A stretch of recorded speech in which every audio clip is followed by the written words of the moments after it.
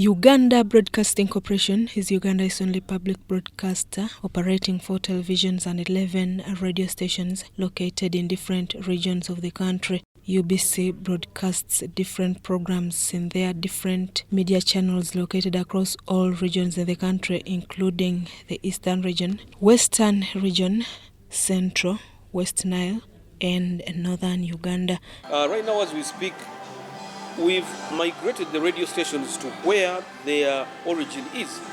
The programs are broadcast in 27 languages, including Ateso, Lugwere, Lusoga, Lumasaba, Kumam, Karimojong, Sabin, Lusamya, Lunyole, Lugbar, Runyaktara, Luganda, Rukonzo, among others. Carrying out this mandate requires consistency through self-reliance without necessarily diverting from its mandate as a public broadcaster.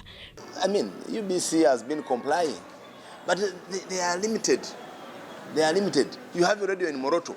This radio does not even give you anything, but you have to run it.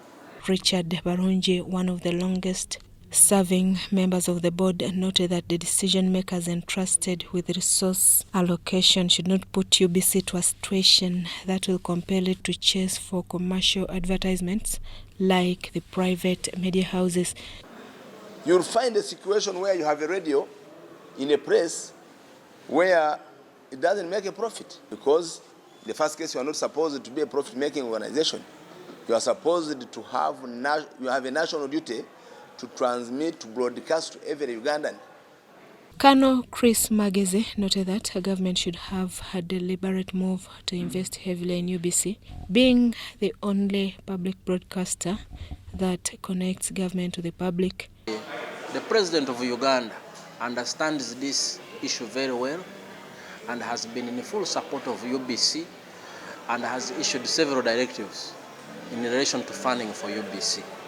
It's quite intriguing to find that despite all these communications over time, UBC has continued to cry out for funding. The directives are not implemented. On a similar note, the outgoing board members commended UBC employees for the commitment and resilience amidst the challenges and called for better staff remuneration to spur their morale. We know the total commitment of our staff. Even when there is no funding, our staff work. It's important that funding for UBC is prioritized by those responsible so that they can be able to do their mandate as required. They also called for allocation of significant resources to position the public broadcaster for the digital generation. I want someone to understand why UBC must have a lot of workers. UBC must broadcast in every language in the country. You cannot compare UBC like these other media houses. Some of them broadcast only in English and Uganda. The Minister of State for ICT, Joyce Ssebugwawo, who handed over the instruments of power to the new board, commended the outgoing board for a job well done, while urging the incoming board to even do much better. The outgoing board is the longest serving ever, having taken office in 2014. Susan Naung and Kenneth Tanner reporting for UBC TV. UBC!